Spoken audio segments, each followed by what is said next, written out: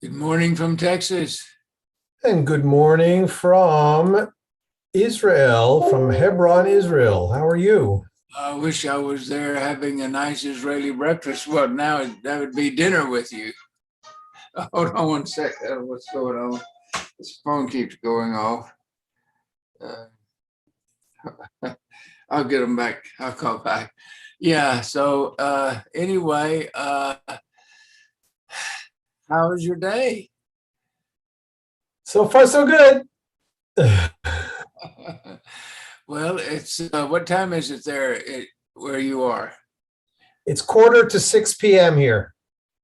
Well, the day's almost over. Most of it is anyway. So you've had a good day for most of the day.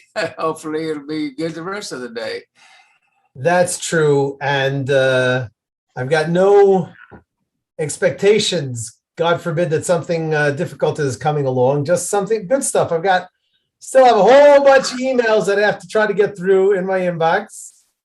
Okay. Well, I'm blessed and honored that you're taking time for us to have a nice little visit today. Oh, no, no, no, no, no. This is the highlight of my day, sir. Oh, get out of here now. It's the highlight of my day too. I just wish I could come through the screen and give you a big God bless you hug. Zoom hugs. There we go. Good, yeah. Yeah. So, how's your family? Let's see. This past Shabbat, today is Tuesday. No, it's only Monday. Today is Monday. I just gained another day. Great. You're one day older than you thought. Oh, I'm one day younger than I thought. I know. I'm getting static here for some reason. I don't know why that is on your audio, but it's okay. It's okay. I'm not saying anything important anyway. Of course Anyway, you are. Of course you're saying important things. You're created in the image of God. So death and life is in the power of the tongue. So whatever you that's say right. is important. You can speak curses or blessings over people. I try to keep it to the blessings. Thank you very much. And you do a very good job at it too. Thank you very much. So so this past Shabbat, today was Monday, so just 2 days ago, Deborah and I went with our daughter Moriah. She's, I think, 18 or 17. We went to our middle daughter's home. She lives about a half an hour from here in a small community called Esther Moa. It's a biblical name. It's in the same area that the biblical Esther Moa was. You ever heard of Esther Moa? I don't remember if I have or not. Probably not. Okay, so let's learn about it. Just one second. Tell me Esther something about Moa. it. Let's have a geography lesson today. Esther Moa in the bottom. Let's see. One second. Let me give you a share screen over here. So there's a place called the Esther Moa Synagogue, and it's got a Wikipedia entry. It was an ancient. Okay, so it's south. Oh, yes, it's not far from me. It's 20 minutes far from us. And it was mentioned in the Bible, in the book of Joshua 21, chapter 14. Okay. What happened there? A battle? 21, chapter 14, okay, so what happened here? In the book of Joshua 21, Yeah, verse 14. they came out, they went all around the land, and they distributed the land. Right. So this is the children of Levi, the children of Merari, Kiryat Arba. There it is. Okay. So they gave Kiryat Arba to the children of the Levites. There you go. Okay. So I see that in our area here in Judah, we are located in the region of Judah, the region that was given as an inheritance to the tribe of Judah. But as you know, you can't hear me too well. I hear that you're getting a lot of static there. I'm getting a lot of static from you. No, it's not for me. I've been doing the same thing all day. Okay. I don't know You what's want to going try? on. You want to try to log out and log back in? You can try it. It must be my, I don't know. We can try it if you want to. Why don't you try logging out and logging back in? Okay, let's try that. I'll wait for you. Okay, let me get off.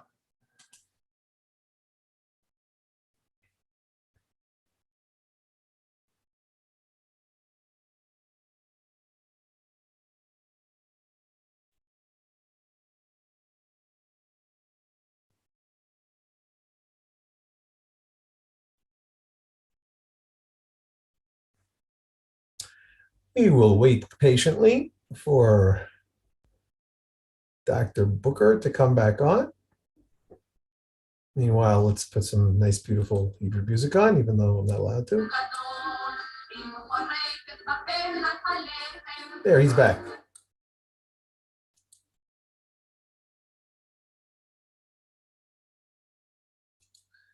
Here he comes. Hello. How are you? Still, must be my speaker. I'm not sure. What I still feel sound bad to you?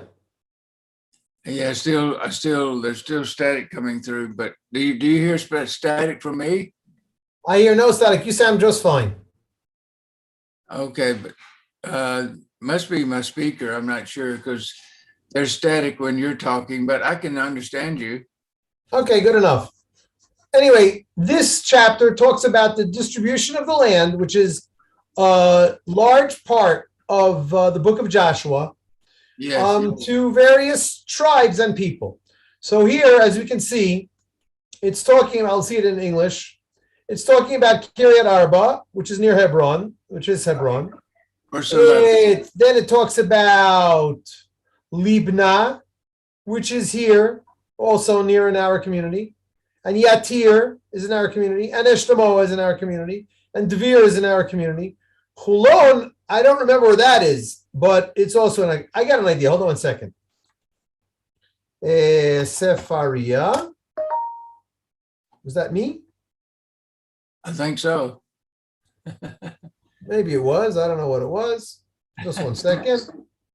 Somebody's after you. Here I am. I don't know why it's in Hebrew. I like it when it's in English. 1 second. Drive down here to English, please. Thank you. This is Sepharia, I remind you. It's where we can see all sorts of great Jewish sources. And we'll look in Joshua. We said that it was the book of Joshua. What was that? 21? 21. So if we go to chapter 14, and we go to look for Esther Moa here. It was 14, chapter 21, verse 21. Yeah. Oops. Okay. Not. No, it's chapter 1, verse 14, not 14, verse 1. Second. 21, verse 14. Now verse 14. Here. So we got Yatir, Jatir, and Esther Moa. So let's see what people say about that. Zero commentary. My oh my. This is your opportunity to write a commentary. Well, I'm not interested in writing a commentary just now, but I'm looking for somebody who quotes this. So here they have sheets. Let's see what we got here. 1 second. Avi Baumel, I know him. Let's see what he has to write about that. Meg Dixon wrote a lot over here. She wrote a lot. But let's see what Avi has to say. He's a friend of mine.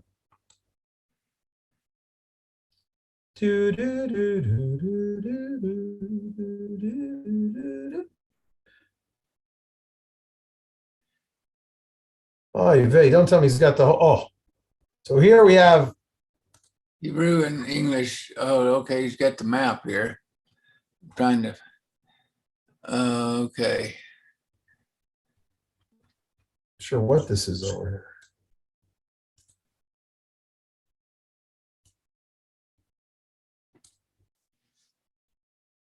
What is this? 1 second.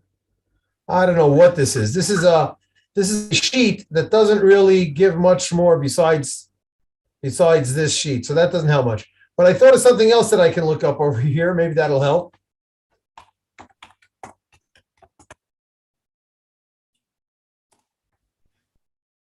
Second, here, the Israel Bible. So what's great about the Israel Bible is that it gives commentary about the land of Israel on the Bible. So the book of Joshua, if we go into, come on, where are you? There we are. Judges. Over here. Okay, it's taking a little while. I don't want Judges. I don't want Judges. I want Joshua. You are.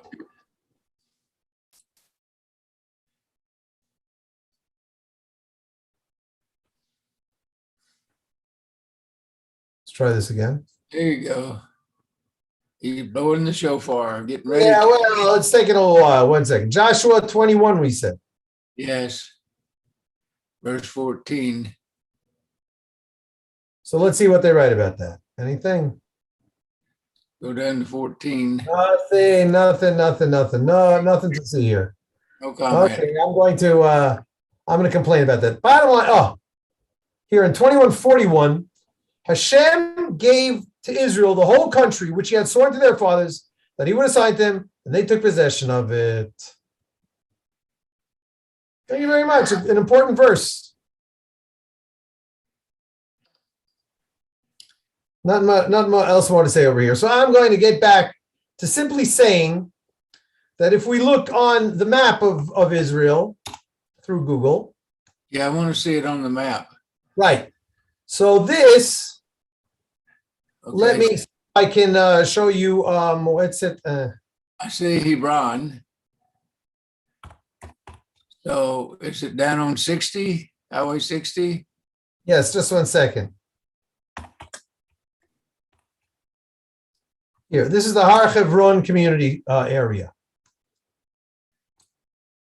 Come on, give it to me. Give it. He's not showing it to me. It's coming. It's about this. Let me draw it for you. So we are, this is Kfar Etzion, so we go about like this. Something like that. That is our region. Like, yeah. And I live here. This is where I live. It's called Malei Hever, right? Okay. Here's Hebron, big city. The Jewish part of Hebron is here in Kiryat Arba. And the Jewish Hebron is like this. That's about it. All the rest is Arab. And as you said, here's Route 60 coming down, which is the route of the patriarchs. And so and my daughter lives over here approximately. Okay. And my son lives over here approximately. So they're pretty close. And so am I. And here is a place called Beit Chagai, I think. So we're about 10 minutes to Beit Chagai, and then another 10 minutes to Otniel, where my son is, and about another 7 minutes to where my daughter lives. Well, that's wonderful that your family is so close. I think so. So We have a family that's a little further away. So did you have Shabbat with them? Yeah, so we had Shabbat with Shirarina, and here she is over here. You got to come in real close because it's very small. Here, you see this line over here? Yes. That's it. And see up at the top of this line, you see these tiny houses? Yes. That's where she lives. There are about 5 families who live there. That's amazing that you can do that. Wow. There used to be about 20 families, but they most of them moved out, and they wanted her to move out also. Anyway, so this is that Esther Moa. Let me get you the Esther Moa. Surprising. This is just a synagogue.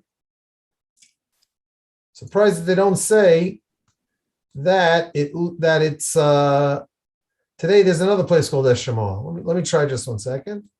I'm really sorry. I'm pretty much boring you. Esther Moa. Gotta do it in Hebrew, in English. Esther Moa. Yeah, that's it. So I'm gonna try it in Hebrew. The history is just so overwhelming, amazing, you know. There we This is go. where I live. This is where she lives, in a place called Mitzpeh Esther Moa. It's an Israeli settlement located north of Shim'ah, named after the nearby biblical place that I live. It doesn't even say how many people live there. It's a very small place, but it was nice. There was a high school graduate class having a get together. What is it called? A reunion. So there were about 20 boys there, and 18-year-olds. And so we had a synagogue service that we could participate in. Otherwise, we'd have to walk across the street, which is not so far away. Whatever. It was very nice. And of course, I saw my 2 grandsons. Oh boy. Only 2 out of 4 of them. I have 4 grandsons. Okay. But the 2 of them are living in Esther Moa. So we had a lot of nice time with them. And we met one of the other families that lives there, nice family. That's it. So that's how my family is, just a tiny bit of it. That's very good. That's very good. And so what is your daughter and her husband, what do they do to make a living? So they mostly believe in God. My daughter I understand that she just completed her bachelor's degree in, I think, special ed, or maybe just young children ed. What is it called? Preschool education or something like that. She's a teacher. No, she's not a teacher. She's a stay-at-home mom for now. Okay. But she is now taking another course in how to get your little kid to stop crying and go to sleep or something like that. That's a good course to take. If you can write a book that does that, you'll have a bestseller. Well, yeah, I'm sure that there are books like that, but she wants to be a coach in that. Okay. And so she's looking forward to doing that. She's going to open up her own business. Very good. Very good. And my son-in-law, I think he's taking a course, or he's finished his course. He is working as an installer. He works in installation of fiber. What's it called? The fiber optic cable. Yes. So that's something that's really coming up now. So that's gonna hopefully give him enough money to be able to say that he's making a lot of money. It should be a good job for the future for him. Fiber optics is kind of the newer way of transmitting data. Right. Yeah. Right.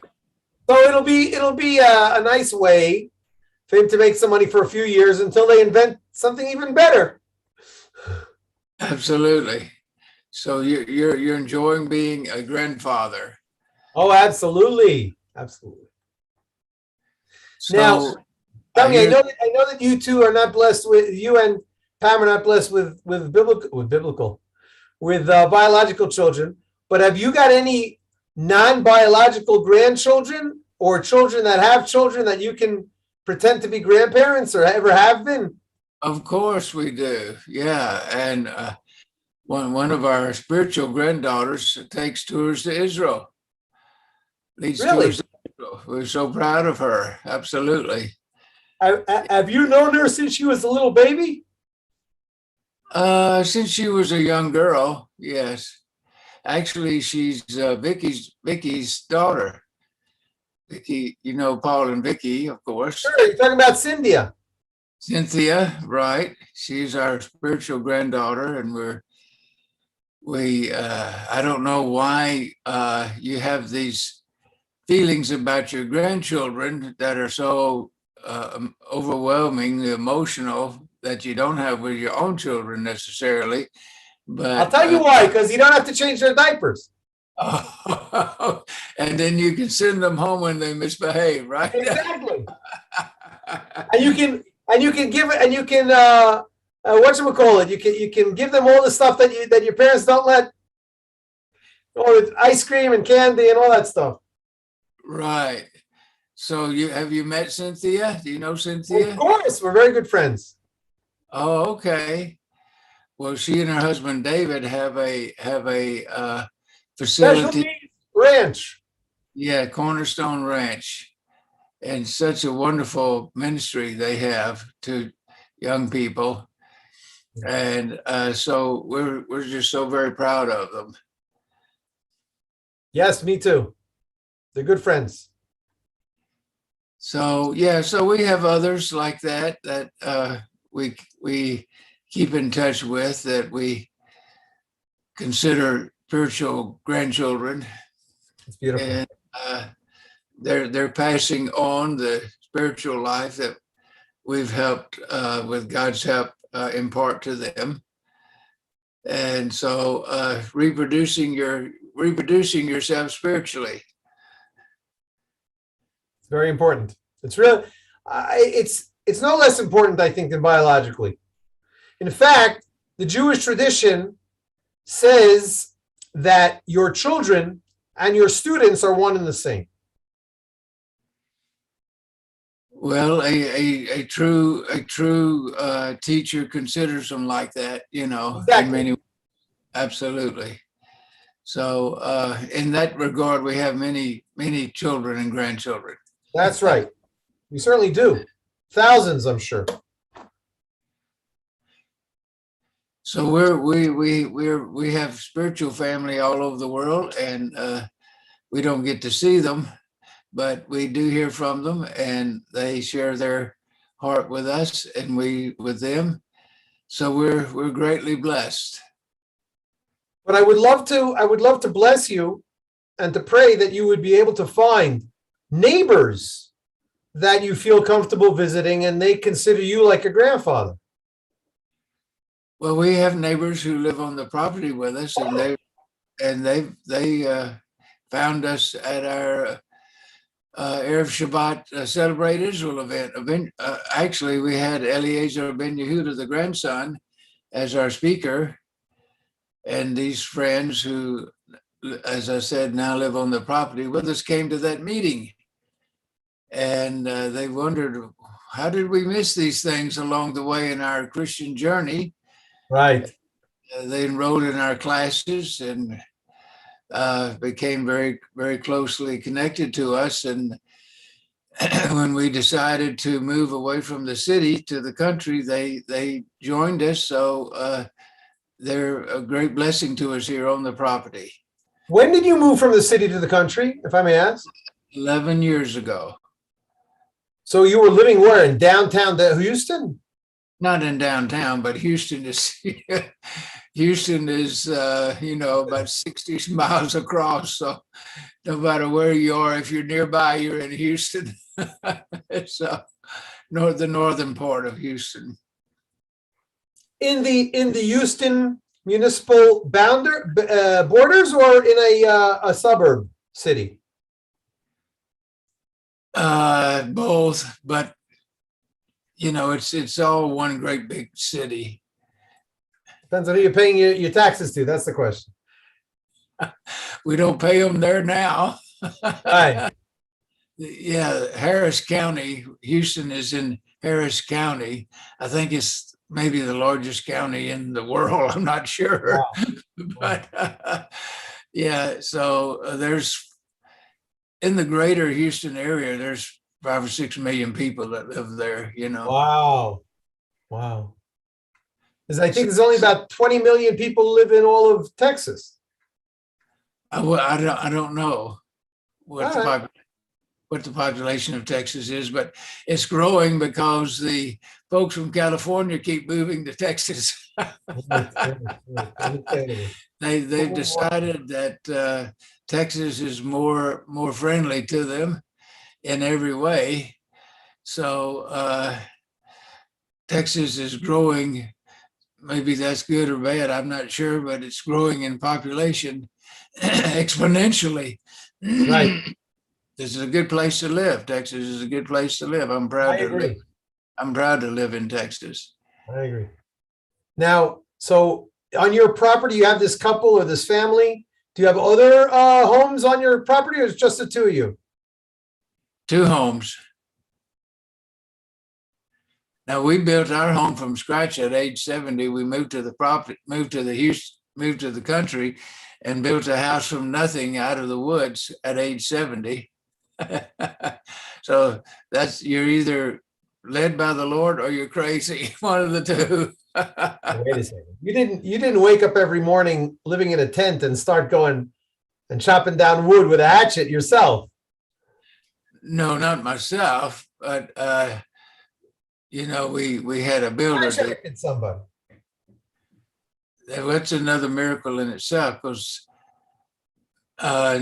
big builders, they don't build houses out in the country. They build thousands of them in the city. Yeah. So to find a builder to build you a house in the country was really a divine providence, we would call it, an act of God that helped us do that. And then you built a second home? Yes, a home for us to live in. Wait a second. I'm talking about the home where your neighbors live. That's 2 different homes, no? That home is already on the property. Ah, so you lived there and then you built another one, and then you're renting out the first one. No, they live in the first one, which is their home, and we live in the one we built, which is our home. So you sold it to them. It's like a moshav. Yeah. Did you sell that first home to them? No, it's their home. No. So they sold part of the property to you? I'm not following what's going on here. Who owns what? It doesn't matter. It doesn't matter. The most important thing is that you have a lovely home, lovely neighbors. That's what counts. That's what counts. Yes, absolutely. I'm more a big picture person. I'm not into the detail. Peggy's the detail person. How is Peggy doing, Rob? Well, thank you for asking. She's hanging in there, hanging in there. And we had a beautiful present from some of our students in Georgia a few days ago. 8 or 9 ladies who were studying one of my books, and they had been praying for Peggy, and they sent her some beautiful letters, but they made a pillow like that goes on a couch. Yes. And because we had told them that we'd been praying Psalm 103, 1 to 5 over Peggy. And so they had taken Psalm 103, 1 to 5, and actually embroidered the words for the whole text in the pillow and sent it to us as a gift. How beautiful. So it's just touched our hearts so much. It wasn't something that was printed. It was actually embroidered in the material itself. Bless the Lord, O my soul, and all that is within me, who forgives all of your iniquities, who forget not all of his benefits, who forgives all your iniquities, who heals all your diseases, crowns you with loving kindness and tender mercies, which it redeems your life from destruction, and puts a new song of praise in your mouth. It's a beautiful Psalm 103, 5 to 7. And so I pray this over Peggy every day and anoint her spine with oil. And for these ladies to send us this gift was just touched our heart so much. Beautiful. So when did you get it? Huh? When did you get it around? What did what? When did you get that gift? Oh, just a few days ago. Oh. I'd love to see it. Could you show it to me? Could you get it? Hang on 1 minute.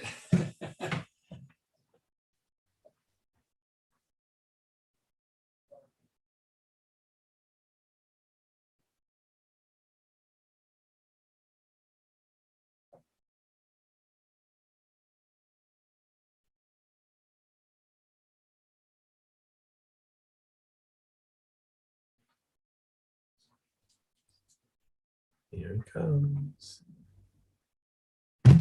I'm back. I don't know if you can see it or not, but it's got all the words embroidered on it. Let me read it to you. It's beautiful. Bless the Lord, O my soul, and forget not all his benefits, who forgives all your iniquities, who heals all your diseases, who redeems your life from destruction, who crowns you with loving kindness and tender mercies, who satisfies your mouth with good things, so that your youth is renewed like the eagles. Psalm 103, 1-5. Wow. How beautiful. How beautiful. So we pray this over Peggy every day, that acknowledging that God has already made this provision for her. And so we say these words over her spine every day as I anoint her spine with oil, that he will satisfy her mouth with a good thing, which is her healing testimony, which we hope one day will be seen all over the world, about God's love and healing touch as a Christian, of course, and through our connection with Yeshua, Jesus, who made this possible for us. So this is a very heart-touching gift that they sent us. Certainly is. Beautiful decorations on it, you can see. Yes. Beautiful decorations at the bottom also. So it's just so beautiful. Certainly is.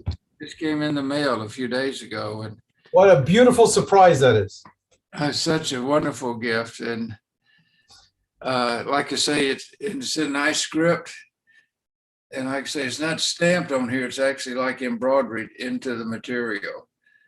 So this is one of our most treasured gifts that we've ever had. I'm sure. Appreciate it so much.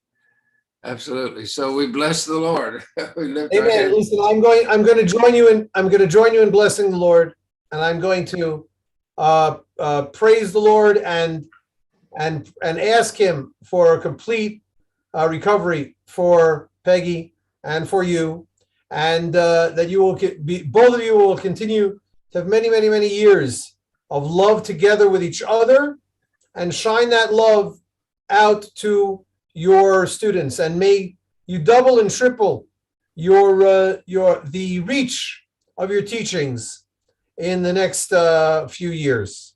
Thank you so much, my friend. We appreciate it. And love and blessings from Texas. I'll share that with Peggy. That will really touch her heart. Thank you very, very much. I'm looking forward to hearing back from you. So I believe, let me quickly check to see my schedule, see what next week looks like.